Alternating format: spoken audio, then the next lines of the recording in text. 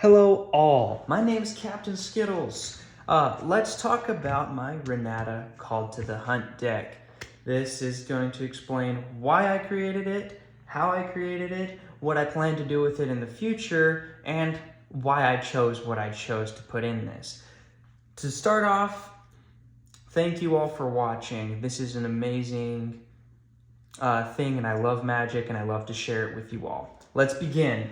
Renata Called to the Hunt is a 4-mana cost legendary creature demigod, and her devotion is equal to, her power is equal to my devotion to green, and each creature adds an additional +1/+1 counter when they enter, which makes her perfect for swinging out with combat damage. Not combat damage, commander damage. If you swing out with commander damage, Renata's kind of one of those perfect ones for that because of the whole devotion thing.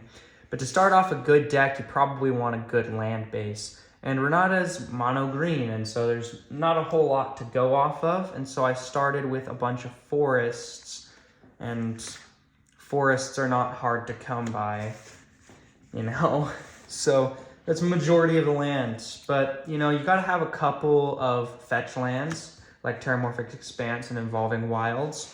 Temple of the False God, since green has a lot of ramp cards in it and it's very land heavy and you get to search for a lot of lands, I'm probably going to have 5 or more lands by the time I have Temple of the False God out on the battlefield.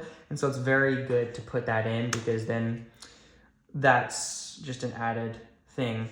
Cave of Temptation is one of those lands where it's good because I can, if I need an extra green and I've got like an artifact or Temple of the False God is out on the battlefield and I want to turn one of those into a green, I can. But then the pay 4 and tap to sacrifice Cave of Temptation and put 2 +1/+1 counters on target creature is what I actually liked. And so I put that in there because I can buff my commander, making her swing for more damage and keeping her alive because since she only has 3 toughness. Next is Radiant Fountain. You got to have a little bit of life gain in there, and it's green and there's a lot of life gain in green. Next up is the Hunter's Maze. The Hunter Maze, it taps for a green and I can sacrifice it for card draw later. It's a really good card early game. Later game, not so much, but if I have it in my hand when I draw, I'm definitely going to keep it. And lastly but not leastly, Hidden Nursery. This came out in the new Ixalan set and I absolutely love it. It also enters tapped like the Hunter Maze, adds for green. But for a higher cost, I can discover 4 by sacrificing it. And that means I'm going to get something out on the battlefield that has mana value 4 or less, which is great for me because I can kind of, with other cards in my deck, I can kind of play it by ear and I can sacrifice this when I want to get what I want on the battlefield quicker. And so that's my land base, and that's why I chose those. Next, let's go up to getting what I want when I want it. I've got 3 cards that help me get what I want when I want them, and that's Season of Growth. And that's what I was comboing with Hidden Nursery.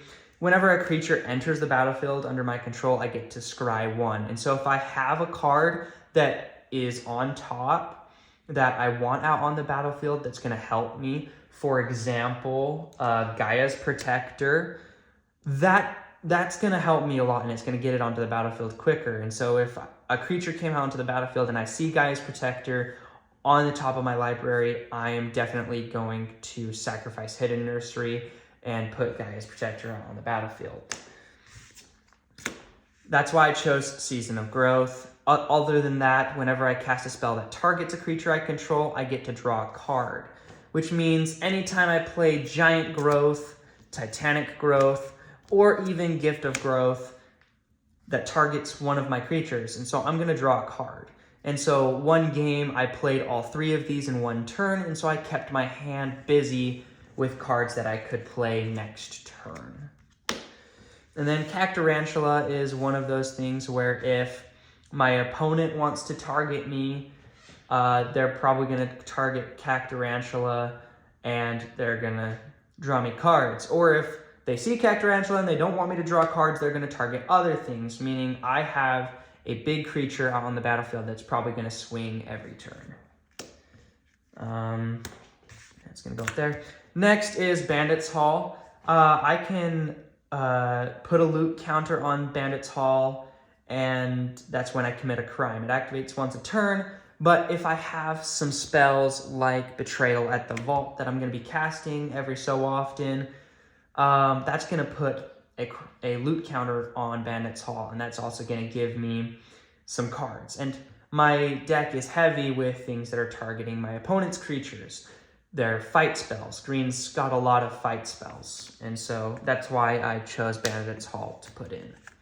Those are the cards that get me what I want when I want them. Next up, every single deck's gotta get some ramp, and I like to put 10 distinct cards of ramp. I always like to include an Arcane Signet. They're not as significant in monocolored decks, but it's a staple of Commander. Pristine Talisman gives me a little bit of that life gain and taps for a colorless that I might need for, you know, that extra one to cast Betrayal of the Vault at the Vault. Next up is Felwar Stone. Really early game, I might not have all my colors. In monocolored decks, it's not as important. Some of these I will trade out for other cards, like Felwar Stone and Arcane Signet might trade for different cards. Oasis Gardener gets a little bit more of that life gain as well, and I can tap it for any color, which means green. And then Hard Bristle Bandit. I can tap this one for any mana of any color. And also, similar to Bandit's Hall, I can untap him when I commit a crime. So if I'm casting Betrayal at the Vault, I can untap him and then at instant speed cast Gift of Growth, so that way I can do some more damage to whoever I'm targeting.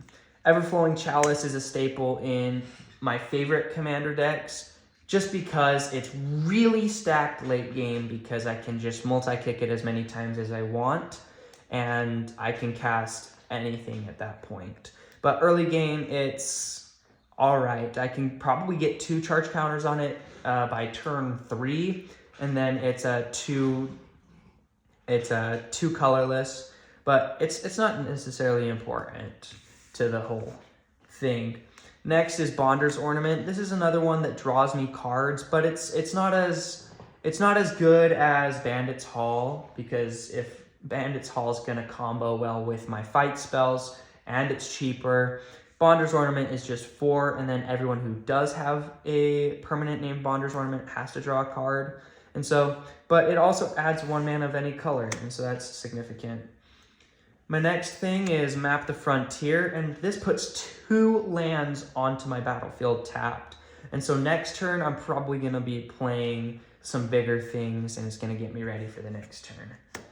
Outcaster Greenblade, he's probably going to change for something else. For example, Cultivate. Since I do not have a Cultivate, he was a good substitute. He gets me 1 land into my hand, but I don't play deserts in this deck, and so he's not significant in that sense, but he does get a land into my hand, and that's what matters at the current moment. Up next is Dance of the Tumbleweeds. Early game, I'm definitely going to get a basic land or desert onto the battlefield, but it doesn't tap, and that's why Dance of the Tumbleweeds is so great, because it's 3 mana and it comes into play, and it's not. And when you cast it, a land comes into play and it's not tapped. And then later game, I can get an XX green elemental where it's the number of lands I control. And that's absolutely amazing, because not only am I adding a land to that, but I'm also creating a creature. And so that's my standard ramp base. And up next is probably the most important cards of the deck. When I'm building a commander deck, there's always cards that are specifically targeted around my commander. And in this case, I'm going to swing out with commander damage with Renata, Called to the Hunt. And so that's why Gaia's Protector is in my deck, because once I have it on the battlefield, not only can I buff it as well, just like Renata, but anytime I attack with it, it must be blocked. And so that means if Renata is a 28 power, like I showed in my short earlier today, I attack with Gaia's Protector with Renata and I win the game. It's a win con. Gaia's Protector is a very important part of this deck. And then obviously we have Gift of Growth, Titanic Growth, Giant Growth. These are all cards that I can cast at instant speed for real cheap that will give my commander a big buff until the end of turn.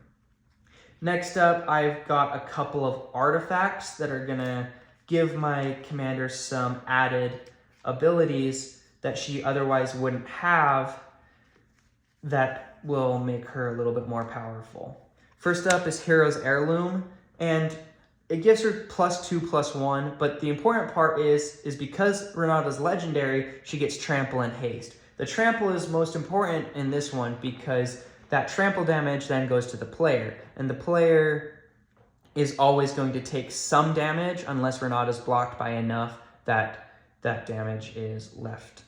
Next up is Angelic Armaments. When this one's equipped, it gives her White and Angel in her subtypes, and then also she has Flying, which makes her harder to block. And it's +2/+2. Next up is Lava Spur Boots. This gives Renata Ward 1 and Haste, and the Ward 1 is the important part in this one. I do not have any other artifacts that would give her Ward, but Ward 1 is always good to have because anything that my opponents are going to target Renata with is going to cost 1 extra. And then everybody says that this artifact belongs in black decks and artifact decks, but I think it's perfect in this one because I can have Scythe Claw out and I can buff something and I can insta-win with this card in probably like 2 or 3 turns. The only significant downside of this card is once it's out on the battlefield, it's going to be a target for all of my opponents, which is actually good in a sense because then all of my other things are not going to be targeted as much. And of course, I've got a whole bunch of enchantments that are going to help my commander as well. Maze's Mantle, it gives her hexproof, so if my opponent is going to target her, it has Flash. I can give Renata hexproof until end of turn. Wolfkin Bond's another buff, +2/+2. Elephant Guide is another +3/+3. Reach for the Sky also gives Renata Reach, which she otherwise wouldn't have, which is good in a sense if I give her First Strike and other things when it comes to that, especially since her toughness is so low. But the main thing is that it's giving her the +3/+2 buff. Here's some other instants like Crash the Ramparts that are a little bit more expensive to get power onto my commander. Crash the Ramparts and Wild Onslaught. Those are better late game, especially since Crash the Ramparts gives Trample and Wild Onslaught is in +1/+1 counters instead. Next is this artifact, Explorer's Cache. It gives, whenever a creature I control with a +1/+1 counter on it dies, I put a +1/+1 counter on Explorer's Cache. When Renata is out on the battlefield, every single creature I control enters the battlefield with a +1/+1 counter. And so then I can automatically move those +1/+1 counters from the creature to Renata in the case of that creature dying. Next is Hound Tamer. If I ever want to put +1/+1 counters on Renata, I can with Hound Tamer. Drover Grizzly, I can saddle another creature I control and attack with Drover Grizzly and Gaia's Protector and Renata, and now everything has Trample. But if I don't have Gaia's Protector, the Trample is obviously going to benefit Renata because I'm going to deal that excess commander damage to the player.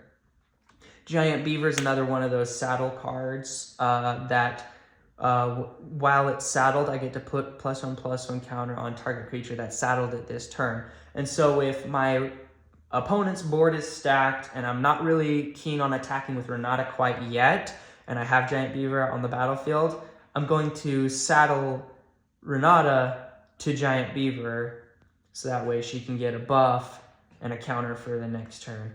And obviously, Pollen Bright Druid is the last one in this thing. She gets a +1/+1 counter on target creature, or I can proliferate. If I've got a lot of creatures on the battlefield that have entered with +1/+1 counters, I'm probably going to choose the proliferate ability. But the +1/+1 counter is an awesome to put a +1/+1 counter on Renata. Next up, we've got fight spells. Fight spells and removal, specifically. My biggest thing that's going to stand in my way of commander damage is probably creatures, not anything else. Because anything that my opponent's going to do to Renata is going to be developed through a murder spell or a removal spell of that style. And since green doesn't have a whole lot of counter spells, I don't really have much to do with that. And so I've got fight spells like Betrayal at the Vault, where target creature I control deals damage to another creature. In Betrayal of the Vault's case, it's going to be 2 other creatures, which is awesome for me because I can clear the board a little bit before I attack with Renata. Nature's Way is the same. It's going to deal power, damage equal to its power to a creature I don't control. Voracious Varmint, Flaxen Intruder, and Broken Bond are my 3 ways of removing artifacts or enchantments that are going to pose any significant threats. Voracious Varmint is a good creature to get out because it's a 2/2 for 2, and I can pay 1 to sacrifice it later and destroy something. And whenever Flaxen Intruder deals combat damage to a player, I may sacrifice it and do the exact same thing. And so Flaxen Intruder is a real cheap way of removing something. Broken Bond is 2 mana and I destroy target artifact or enchantment. And I may put a land card from my hand onto the battlefield. This is a good ramp card as well because it gets land out if I need it. Some more fight spells I have is Ruthless Predation and Primal Might. I chose to do Primal Might in this one because late game it can be a lot better, because not only am I going to use it as a fight spell, but it's also going to be a buff spell for Renata when I swing with her and hopefully win with commander damage.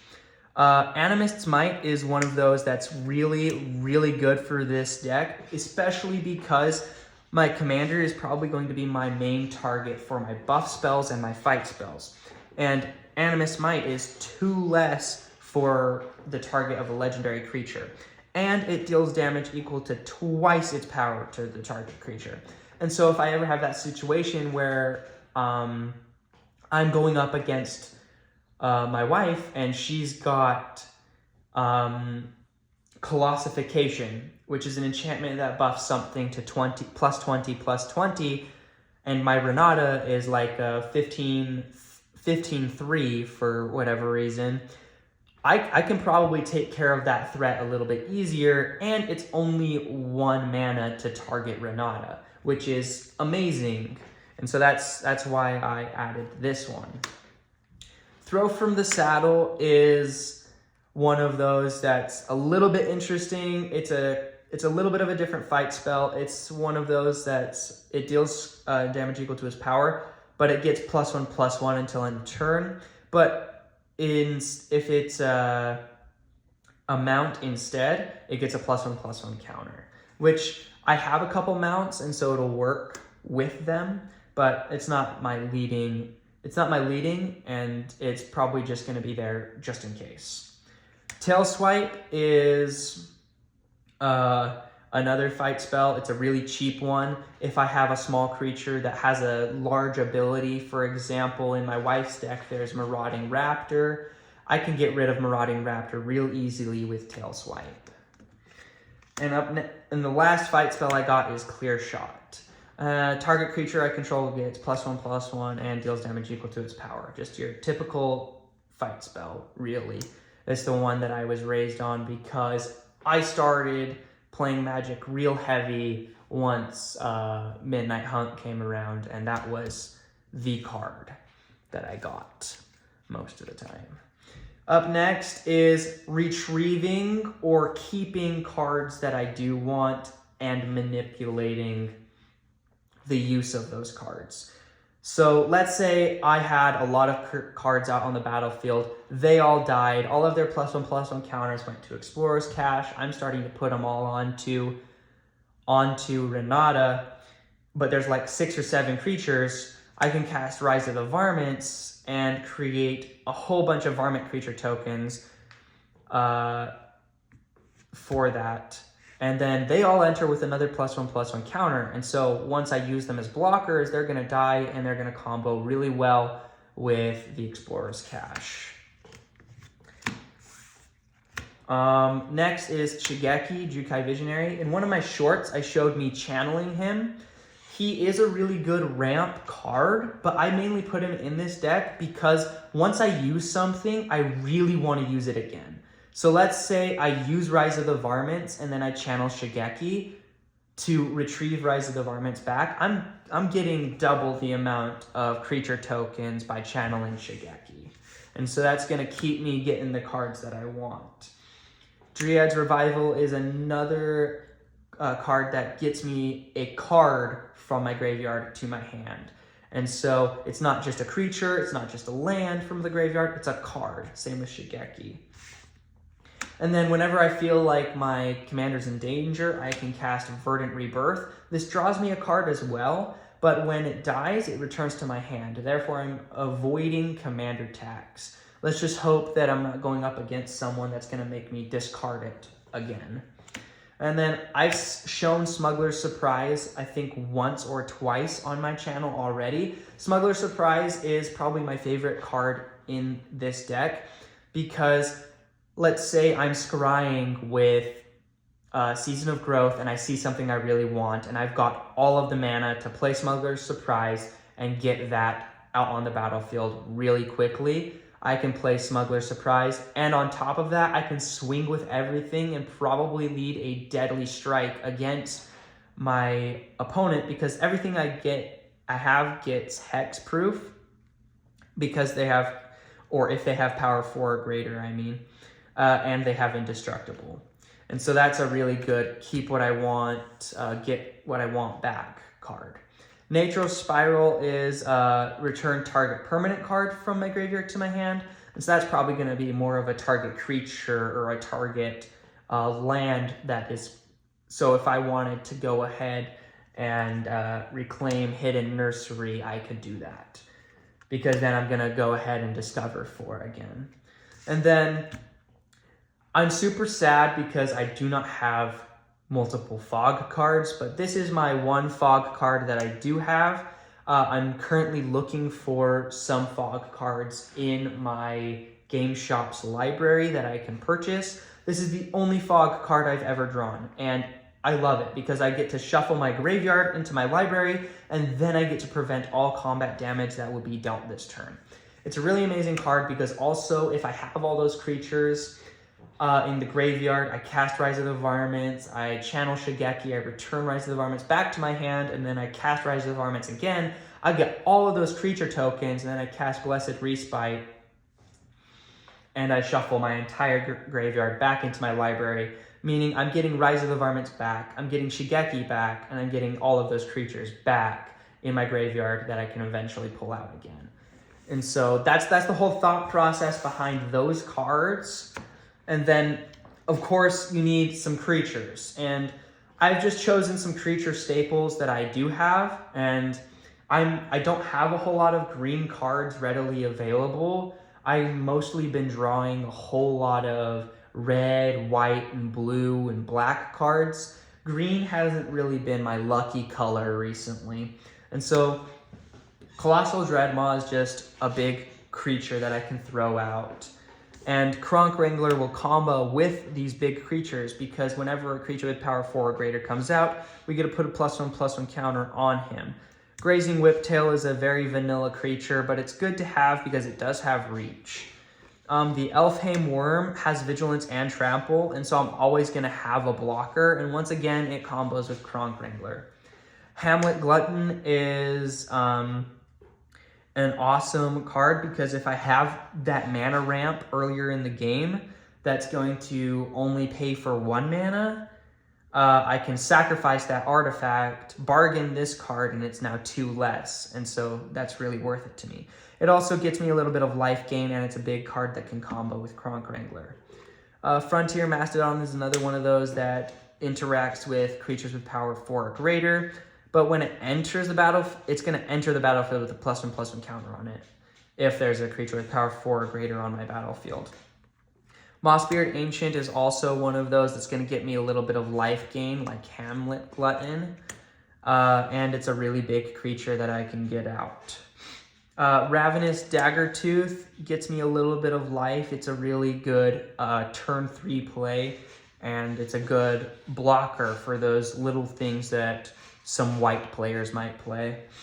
Mowu Loyal Companion is the original commander that I thought I would do for this deck to swing out with commander damage, but I just realized that Renata was so much better for commander damage. But Mowu is still a very important part of this deck because if I don't have my commander and my opponent is constantly removing my commander, but I still have all of those cards that are giving me +1/+1 counters, I can totally delve all of those +1/+1 counters onto Mowu, and I therefore would be putting an additional counter on him, which would make him a little bit more buff.